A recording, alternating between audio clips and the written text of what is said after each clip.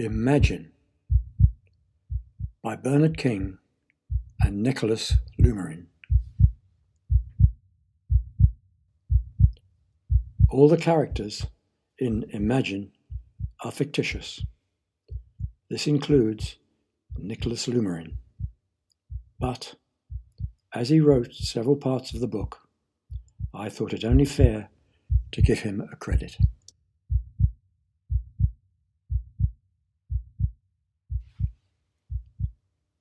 She had entered the hotel alone, tightening an excited tension across his chest. There had been no pause, no indecision. She had opened the entrance door fully, telegraphing confidence and purpose. So, it was on. It was going to happen. The window of the cafe was wide enough to see along the road behind her. Suspicion held his stare down the empty street, to confirm she had had no followers. The next move was his. He could get up, leave the cafe, and walk. Or he could get up, leave the cafe, cross the road, and take the stairs to heaven. Caution was encircling him, but caution was always encircling him, as it had for the last 5 years. The road between the cafe and the hotel was the line between the inside and the outside of his bubble. He had booked the room, chosen the date and time. All the arrangements had been made under his control. There could be no nasty surprises. He was not about to be bounced into a setup. Nevertheless, since his last entanglement with a woman, it was safety first. He was still chained to his wall of doubt. The black circle of his coffee reflected his expression. Edginess, an emotion he thought had been trained out of him.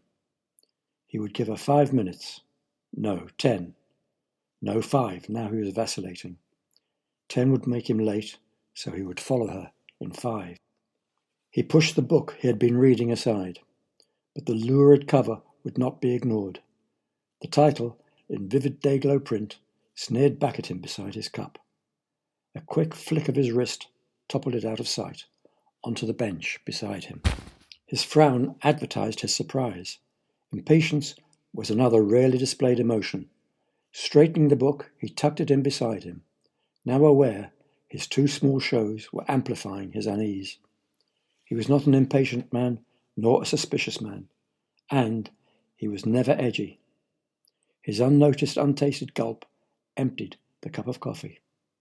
He still had that choice. He could get up and leave the cafe and forget her. The situation he was heading into was surrounding him with a barrier of questions. The book with the lurid cover had been bought, not because it was his sort of reading. The purchase had a far more personal reason. He was about to start an affair with the author's wife. The thought hit. Forbidden territory upped the excitement because it was forbidden. Desire and anticipation, high and whining, had him prisoner. Forcing down deep breaths did nothing. His hands still trembled. Already he was outside his bubble, and the buzz was hurting. He was a 21-year-old kid, feeling the tensions of his first affair with a married woman. The guilt, the delights, the pleasures, the triumphs, and the tensions were beckoning. Except he was not 21. He was 45, and experience added suspicion. And suspicion always asks questions. And this was the $64,000 question he had been asking himself since he met her. Why him? Questions without answers opened the door to imagination, and for the last week his imagination had been working over hours. The fly-stained window of the cafe framed the tatty hotel opposite perfectly. Procrastination was at home in this dingy environment. His shiver was necessary to start him moving. He would pick up the book, pay for his coffee, and in 3 minutes would cross the road, enter the hotel, go up to room 401, and make passionate love with the wife of the writer of the book, a top-selling author in his and many other countries. And that was the reason his blood was bubbling with question marks. Authors who sold millions were jet-set class. Luxury, opulence, celebrity had been earned. Diamonds were every day, desires sated at the flick of a finger, and life and hotels were 5-star. For Jemma Lourmarine, a no-star, backstreet, shabby dive was not her style at all. And Jerome Archer, a barely paid security guard in a mean bank, did not mould seamlessly into her well-heeled, tanned, and perfumed super life.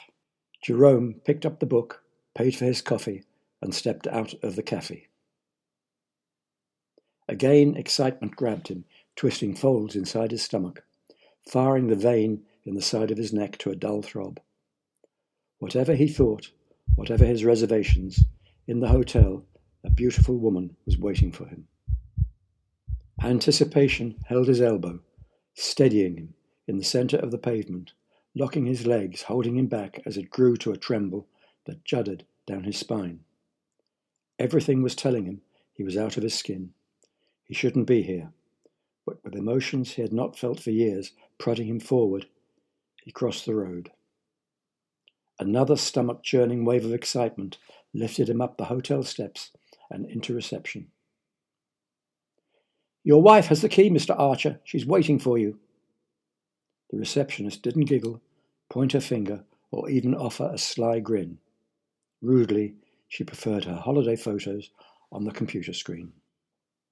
His right foot touched the first step of the staircase. "Your wife has the key, Mr. Archer. She is waiting for you." The receptionist's words lassoed him, arresting all movement. The frayed carpet and the suitcase-scarred staircase did not register. It was impossible. The receptionist could not have said that. Yet she had. He turned and looked at the girl without seeing. He didn't have a gold-embossed visiting card. He didn't have a surname that blazed in every bookshop, and he had never introduced himself fully to Jemma Lourmarine. So how did the bestseller's wife know his surname was Archer? Standing with one foot on the staircase, staring vaguely at the receptionist, would bring no answer. Room 401 meant the first room on the 4th floor. He could have taken the lift. It creaked past as he climbed the stairs, but he never took lifts. On the 4th floor he paused. Even the climb up 8 flights of stairs failed to disturb the rhythm of the pump in his chest. But he was tense and tight-jawed, and just staring at the door of room 401 was not helping him. He could turn and leave. No, he couldn't. Jemma Lourmarine and her promises had him locked in an emotional half-Nelson that could not be broken. His tap on the door was intended to be gentle, but eagerness had kidnapped his hand, and the door resonated loudly.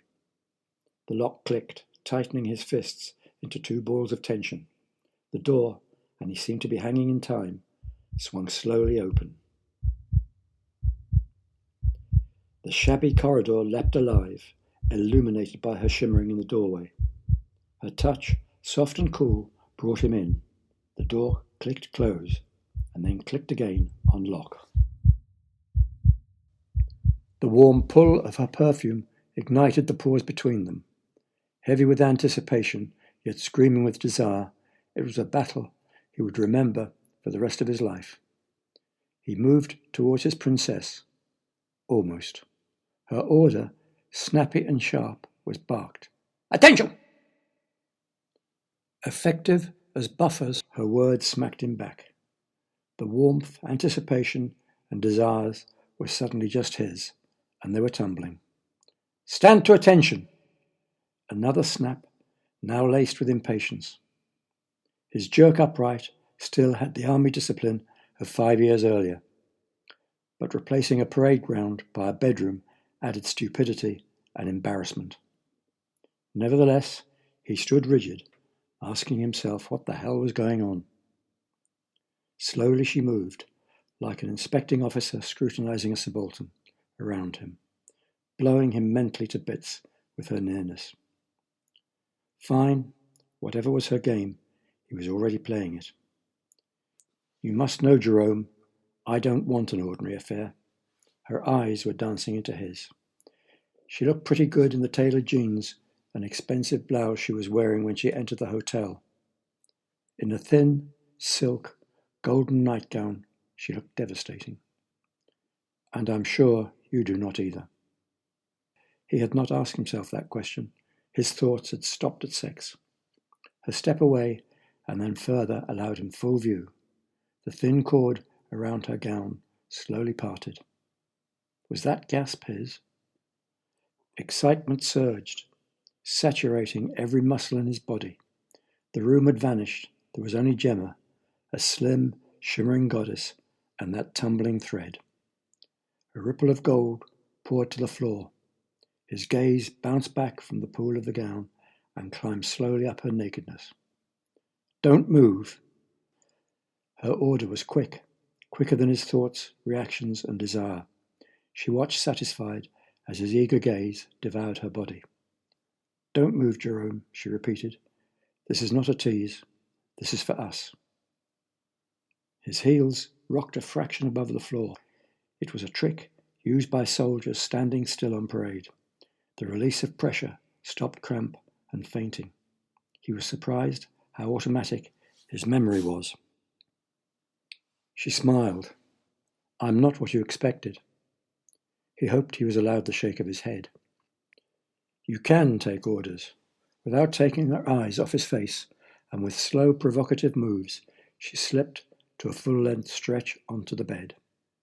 That makes things phenomenal. 2 strides, and he would be on her, and there would be nothing she could do to stop him. Of course, he wouldn't take those strides, but she did not know that. Jemma Lourmarine was taking a terrible chance. Was that her kick? Naked fear? Was that what this was all about? But those were just 3 of the questions from the mass of queries stuffing his mind, and the way she was behaving was adding more to the heap by the minute. Come, sit. She traced her finger along the side of the bed. But we must not touch. Already he was fighting himself to stop an uncivilized grab, and now she was inviting him nearer. He slid beside her, his hand a tantalizing inch away from bare flesh. Your uniform, she was smiling again. Do you still have it? She knew his name was Archer, and now another surprise. She knew about his army career, something he never mentioned to anyone. His surprise was quickly smothered by doubt. His uniform. Hadn't he dumped it years ago? It had fallen to bits, still in his kit bag after 5 years rotting in his loft. He shook his head. Then I shall buy you one, and you shall wear it next week. She was confident he would do as she wanted. Asking was obviously not a word in Jemma Lourmarine's dictionary. But perhaps he wouldn't. Perhaps he didn't want to dress up as a soldier for some weird sex game for her to play. The door was 3 paces away. 5 minutes? No, nearer 4. 4 minutes was all it had taken her to set him up the way she wanted. This woman was fast, direct, and made things happen. Either he played or he took those 3 paces. He was already expected next Wednesday in uniform to continue the game. The rich bitch was obviously used to taking a lot for granted. He sat looking at the floor, torn between the mundane and the weird, waiting for the next strange request. It came in seconds, but this time it was not strange. Look, at my body. Her eyes were inviting him. His gaze traced over her. The perfect body was waiting. The rise and fall of her breasts quickened as she followed his eyes, feeding on his frustration as he battled to keep his hands pressed on the sheets. Her stipulation had pushed a wedge between his eagerness and desire. Anticipation had leapfrogged his emotions. Expectation was screaming, Go! I'm naked, and you are not. Her snap of authority had been replaced by a warm murmur. Is that not twice as exciting? Her wind-up had reached breaking point. He tried, but he could not stop. His hand slowly caressed, then gripped. There was no scream or leap away, just a gentle grasp, and his hand was led back to its place beside him. What the hell? He tried to take in what he was seeing, but everywhere, on her shoulders, her breasts, her stomach, her thighs, were smudges. Smudges, when he focused on them, spelt the same word: why. Why was it him? Why was he here? Do you like what you see? She was tantalizing again. Her smile was at the bulge on the front of his trousers. His nod left him feeling betrayed, even more unsettled, and twice as stupid. He was a man. He was supposed to do something. He should take control, finish the wind-up, and give the lady what she was asking for. You must think I'm weird. Her question, timed to perfection, sliced through his confusion. It established, she accepted, she was off the wall. It established, she wondered what he was thinking. And it established, she cared what he was thinking. But he couldn't think in the middle of a mental battle. A naked woman smiling at him, his decency wrestling him back, and his darker side pushing to its limits, was turmoil. So he just trembled. Unusual, he offered. It sounded less way out, a link back to normal, and talking reduced his stress. The longer we do not move, the more the excitement rises. Togetherness, she had bracketed them together. Suddenly his battle faded. The warm glow of togetherness flooded in. He'd only been thinking of himself. The anticipation she had generated must have been giving her a going over as well. In self-defense, he wrenched his eyes to her face. It was the only thing he could think of to stay civilized. It was always going to be difficult. 15 years of marriage had turned sex into a habit. Now he was starting a new scene and had forgotten his lines. But she was leading the show. For the moment, he would limp along behind. He limped along behind everything in life. It had started as a safety cushion after his disaster. Now it was a habit. That was why he was here. Her pickup had been blatant, but he went along with it, like he went along with anything, because it was too much effort to try thinking his way. She looked well-heeled, had that aura around her that did not fit with the mundane. Quality clothes, a looked-after figure, and a pampered complexion that had put plenty of wear on a credit card. But what was she doing on a bus? Even her handbag cost more than the clothes he was wearing. It probably cost more than the bus, and it was resting against his leg. Automatically, he edged his bottom away, towards the window, towards the safety of not communicating. Her smile pulled his eyes towards her face. I'm sorry. A light tug and the bag retreated. He did not answer, leaving his smile to forgive her. Her perfume shortened his journey, turning a half-hour ride into 10 minutes as the expensive wafts warmed his senses. His imagination taking him to places he had never visited before aboard a number 65 bus. The first clue to his kidnap was when she stood up, allowing him to wriggle past to get off at his stop, and within seconds, after the bus had left, she appeared beside him. The second clue was a question. Was this really her stop? If so, why had she not got off before him? The old stress switched on, the old stress ignited by women. He looked straight ahead, pretending he had not seen her, his invisible defences shutters slamming shut around him. So, where are you going to take me? Her smile broadened. Surprise was one thing. His face full of startled shock was her bonus. That wasn't a clue. That was the blatant bit. She had taken his arm and walked easily beside him. I don't usually get picked up on Tuesdays. It was lame, but the best he could manage. You have this week. He walked in silence, her arm nestling against his, nudging her breast, a reminder of the impossible. Rich women did not usually notice him. In fact, few women noticed him, and a 65 bus picked up passengers, not vamps. I realise I must be a bit of a surprise, she laughed, but you must have been in the forces. She was a surprise, and he had been in the forces. 20 years in the army, it must still show. It's the way you carry yourself, your confident step. Yes, it probably did show. But never mind the feet. Why was she interested in the body? I live here. He paused by his front gate. What he was about to add would put an end to her game. With my wife. Her glance over his house was brief, establishing that she considered not very much to look at. I must see you again. Her kiss on his cheek and her card touching into his hands were 2 quick brushes as she turned away. Soon. She did not look back as he watched her to the corner. He stood by his gate, swivelling his stare onto his front path. It could have been the River Thames. It would still not have been noticed. He had been picked up and propositioned for the first time in his life. The click as he pushed open his gate cued back his world. The expensive perfume, the rich veneer, and the total confidence had vaporized as she had turned the corner.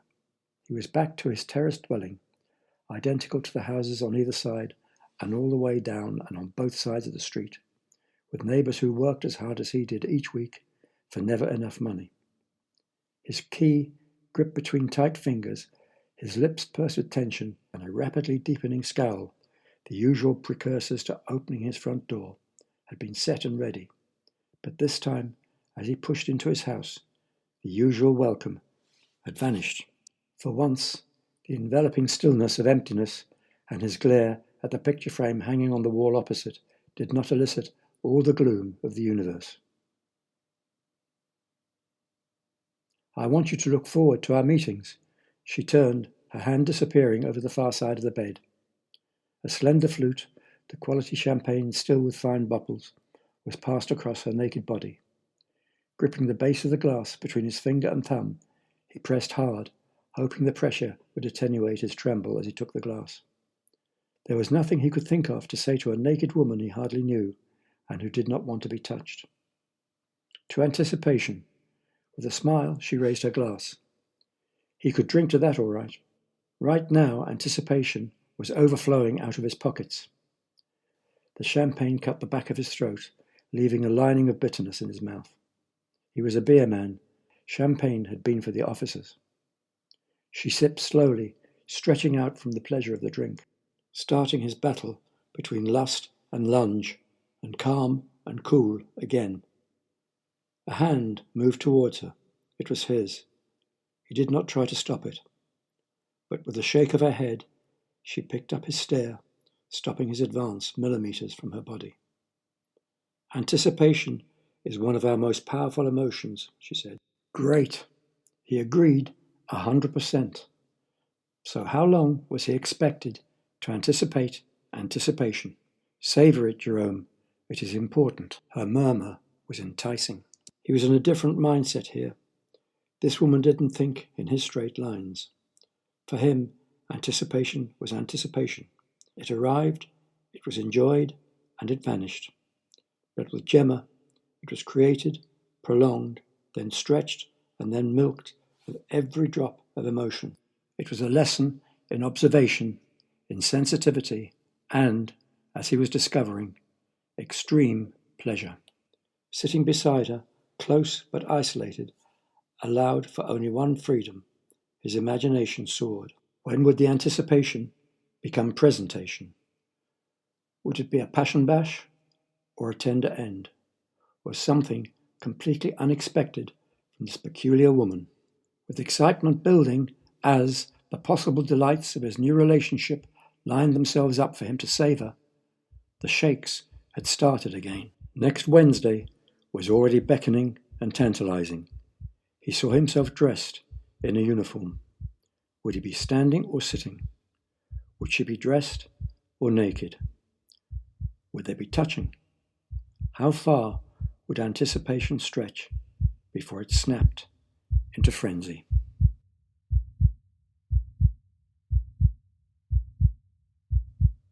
Imagine just how long it will be before you hear the next episode on this podcast.